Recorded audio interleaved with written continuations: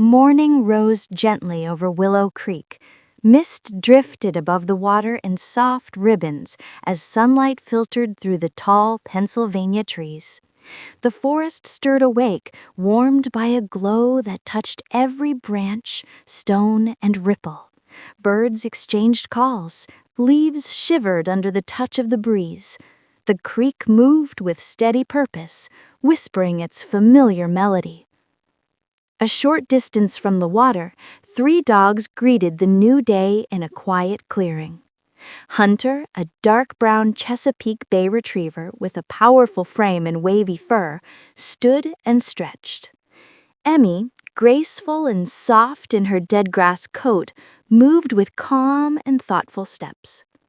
Indy, the energetic tan lab husky mix with black-tipped ears and tail, bounded with enthusiasm through the morning light. Together, they formed a trio as close as family could be. Their human stepped outside and reached into her coat pocket. When she pulled out a bright orange ball, Hunter's favorite, the quiet clearing instantly shifted with excitement. The ball, worn with love, became the spark that would begin an unforgettable adventure. The throw launched it high into the air, spinning brightly. And the story began. The second that ball left Mama's hand, my whole world narrowed to a single point of bright orange spinning toward the ground. I lunged after it with all the energy in my chest, paws pounding, ears flying. I knew its every bounce, every scuff mark, every familiar scent. It wasn't just a toy. It was a memory, a comfort, a part of me. But this time, something went wrong. The ball struck a hidden rock along the path. It shot sideways before I could react.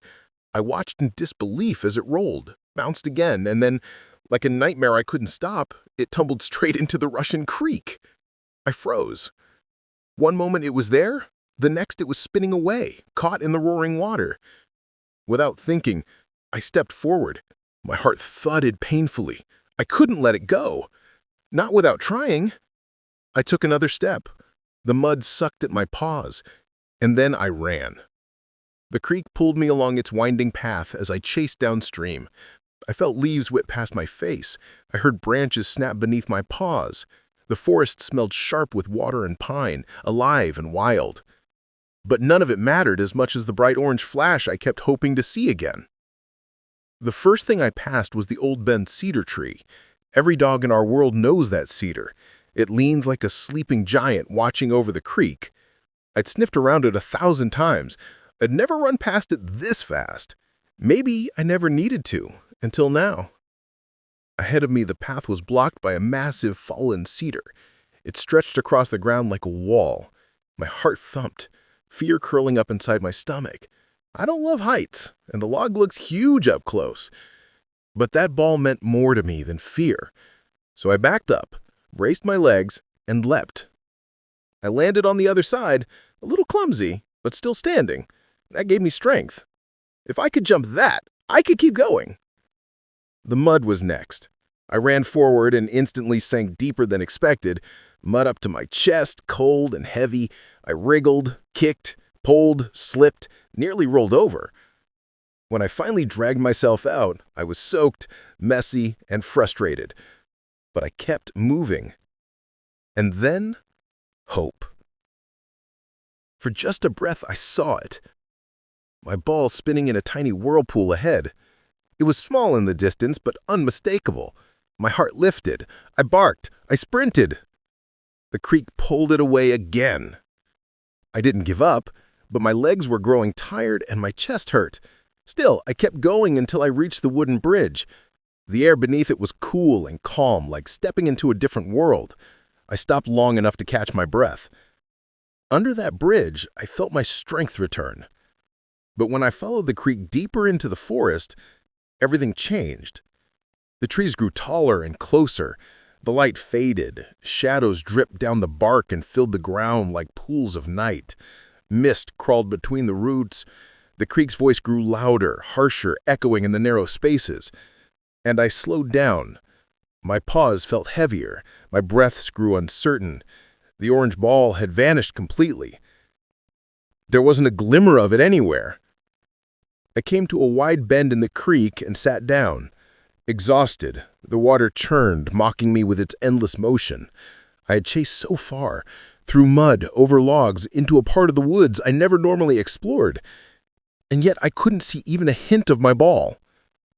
For the first time that day, I wondered if I should have just let it go. I lowered my head, my tail went still. Then I heard something behind me. Not the creek, not the wind. Pause. And familiar scents.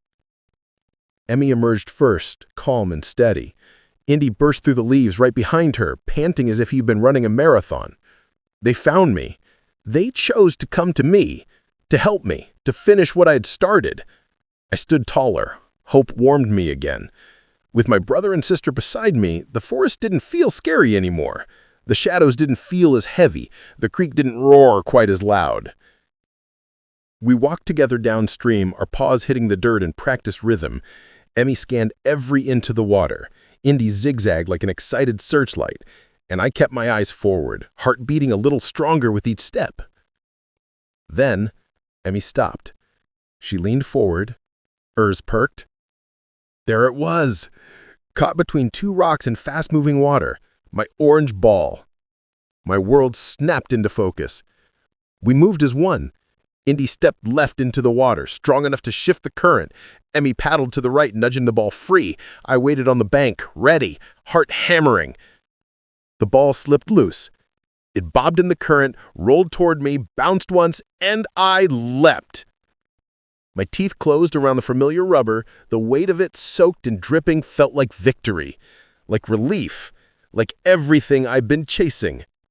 I surfaced with the ball in my jaws, tail flying, heart glowing so brightly I thought the whole forest could feel it.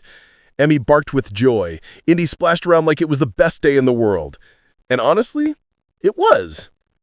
We started the long walk home together, muddy, wet, exhausted, happy. And I didn't let go of the ball once. As the sun lowered behind the treetops, the three dogs returned home, their steps slow and satisfied. Their human met them with open arms and a relieved smile. Though they were soaked, muddy, and covered in leaves, she only laughed and hugged each one closely. Hunter placed the orange ball gently at her feet. In the warmth of home, the dogs curled around their human, their breathing soft and steady. Night settled over Willow Creek with gentle calm, and as Hunter rested with the ball beside him, one truth settled deeply into the quiet of the room. Courage isn't found in perfection. It's found in trying, in loving, and in never giving up, especially when family walks beside you. Thanks for watching. Don't forget to like, share, comment, subscribe, and you can click on the playlist above to watch more of our adventures.